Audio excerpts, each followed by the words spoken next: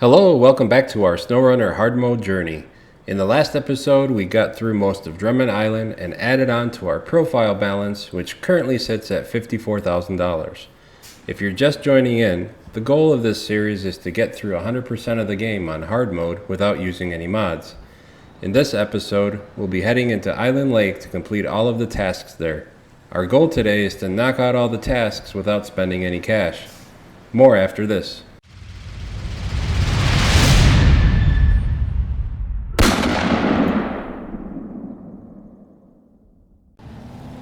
Before going to Island Lake, I decided to take a quick detour to revisit the task Cousin Cletus in Drummond Island based on your feedback.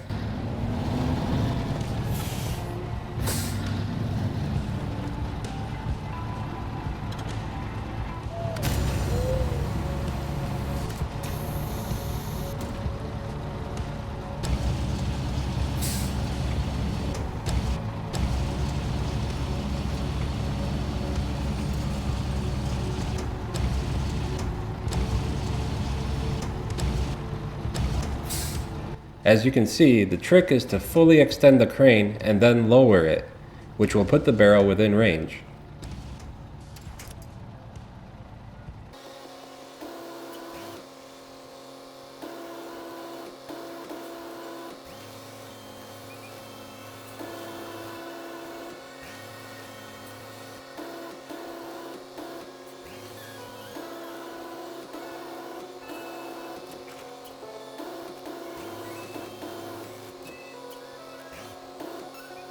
Special thanks to these viewers who were kind enough to point out that it's entirely possible to do with the small crane.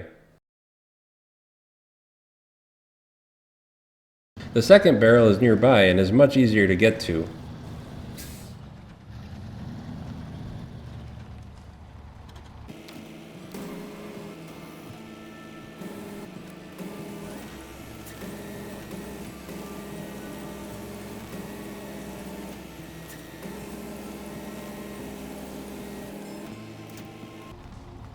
Now that we have both barrels, we can go and turn this task in for some easy cash on the way to Island Lake.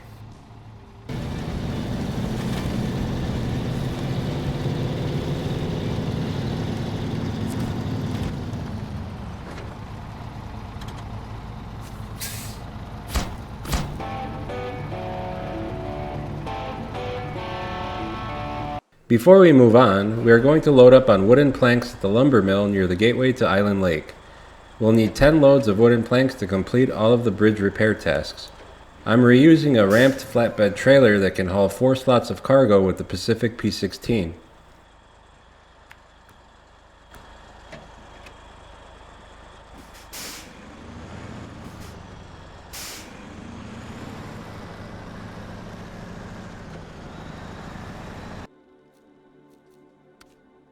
I'll be looking to complete the bridges that are furthest away. First one on the list is called Hunter Bob's Bridge and calls for 4 wooden planks. The road from the gateway to the bridge is mostly off-road with very little mud, so that makes for a quick trip. You may also have noticed I have parked my scout vehicle up on the nearby ridge. There's a hidden task there for now, next to the radio tower, so I plan to just leave it there until we finish some of the prerequisites in the area, using the P16 and the Fleet Star. This makes the most sense as there are only a handful of scout tasks on this map.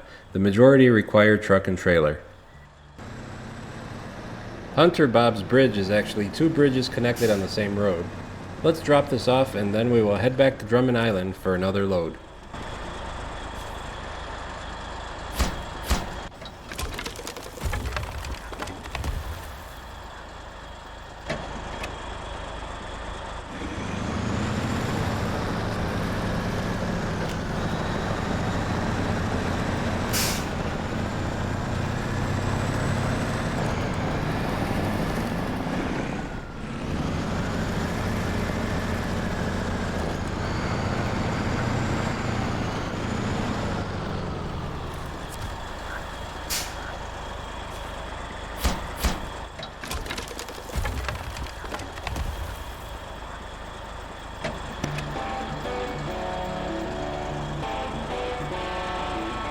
Signal in the mountains just happens to be one of those prerequisites for the radio tower mission I mentioned earlier.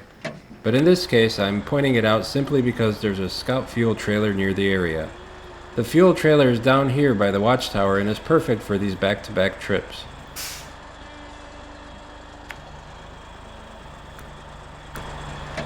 Now that we're all fueled up, it's back to Drummond Island where the Fleet Star is still waiting for us to load up another 4 wooden planks.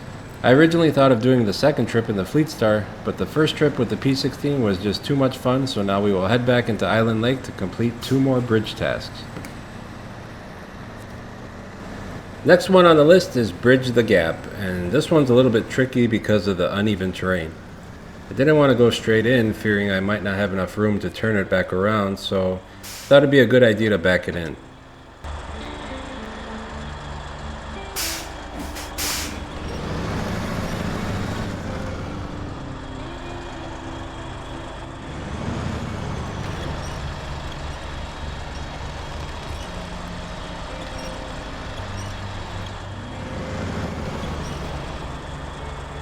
Looking good, looking good. Just need to straighten it out a little. Just a little bit. Just a little more. Oh no, no, no, no. Well, that's not good. We're gonna have to call this one back into dispatch and maybe get the Fleet Start out here to clean it up. Let me dial dispatch. Yeah, hello. Dispatch? I don't know who you are. This is Brian with TrueScore Tracking. I don't know what you want. Well, I was calling because I was trying to deliver this load of wood over to this job site, and well, I made it here, but we're gonna need a crane. If you're looking for ransom, Ransom? I can tell What? you I don't have money. No, we need a crane. But what I do have are a very particular set of skills. Skills I've acquired over a very long career. Oh, you got skills, huh? Skills that make me a nightmare for people like you. Sorry, that got a little bit off track. And it's easy to do in a game with no dialogue, you know what I mean? Now that I mention it, there are no people in SnowRunner. I remember playing this last year, and the game coming out when it did was perfect in a way. Not only was it SnowRunner, but it had that essential worker simulator vibe going for it.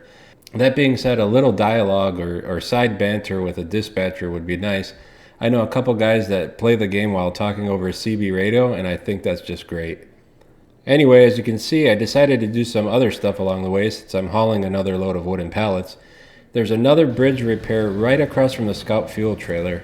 The task is called Corporate Expansion, and we are going to drop off these planks and then head over to the accident site after this.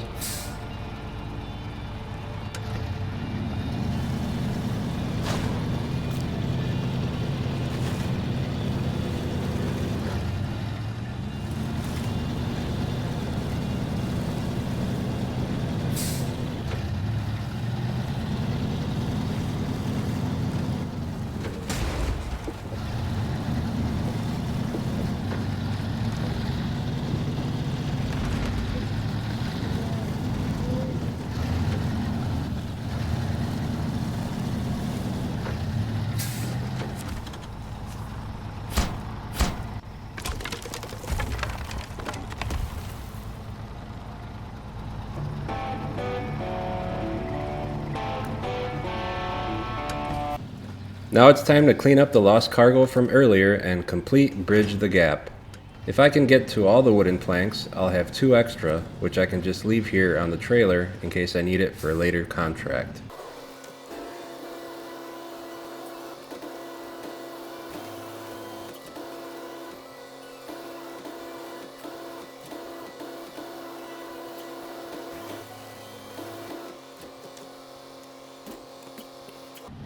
Moment of truth.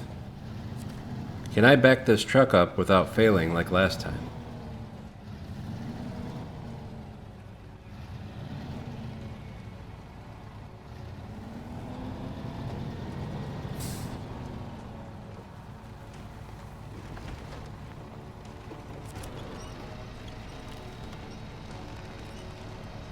That was close.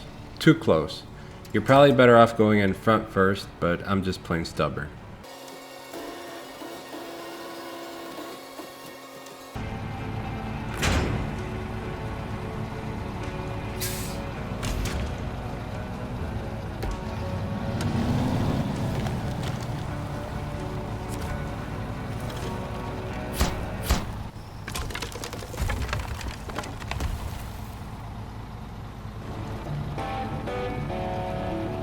I should be able to get the rest of the wooden pallets and make my way over to the next task.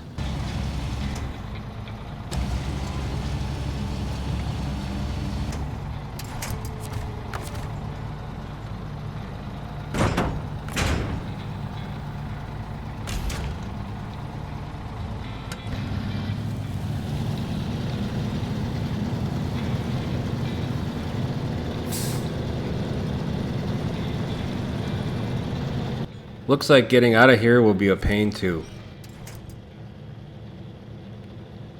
I couldn't take the turn wide enough like I wanted to. And then couldn't catch enough road to stay out of the ditch. No problem, the P16 is nearby for the rescue.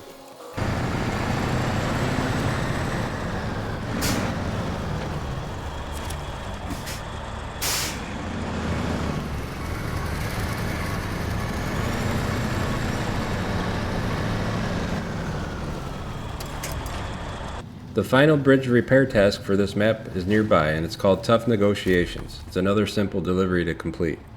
With all the bridges now opened up, that will make travel in this area much easier to accomplish.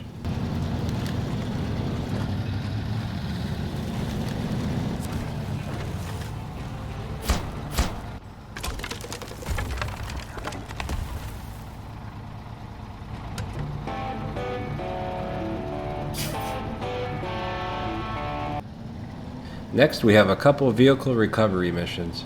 First one is Rusty Legacy, where you have to tow a CK1500 down near Hunter Bob's Bridge. The cool thing about playing the game now versus a year ago is that you can load this vehicle up on your trailer, which is exactly what we're going to do.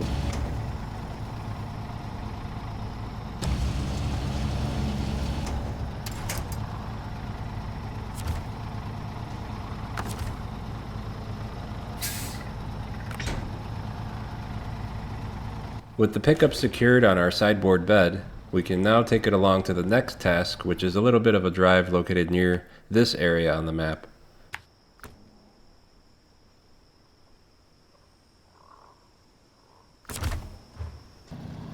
The task I'm looking for is called the Huntsman and the Car, more like the Huntsman and the Scout 800, but anyways, you simply have to drive over and pull the Scout 800 out of a swamp.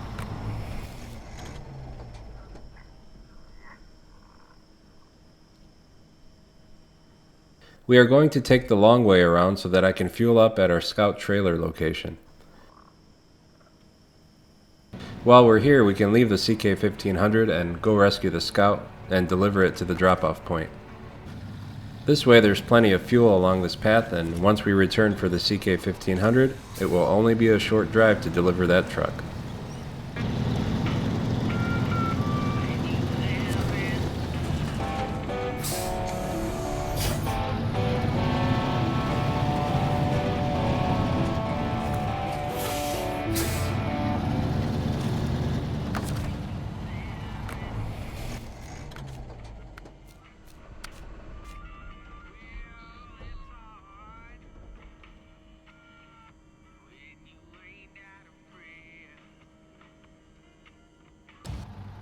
It does take a little bit longer to position the vehicles on the back of your truck, but overall, this is a feature that adds a little more realism to the game. Let's get this truck delivered, and then I believe there's only a couple Scout missions left on this map.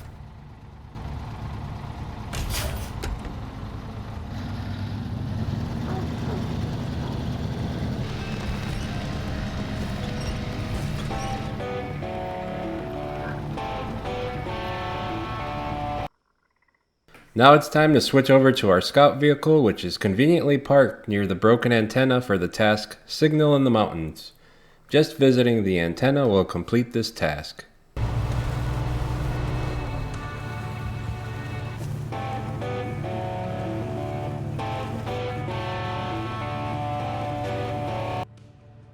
Next up is a little help from my friend's task. Just have to visit some nearby waypoints to complete this one. It's not too difficult, just take it slow on the trails, and if you do tip over, you can rely on the Fleet Star to get you back upright.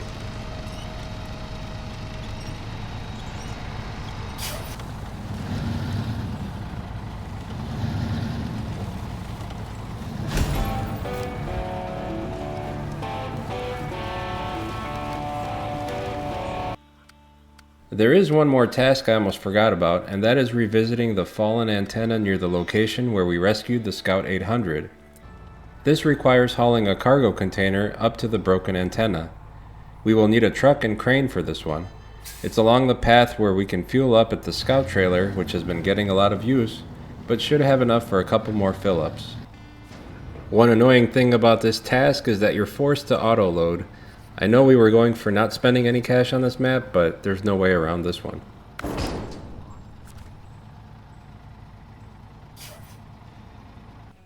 I found this path to be the best to complete this one, and the only thing left to do on this map is the contest and contracts, which we will leave for another time.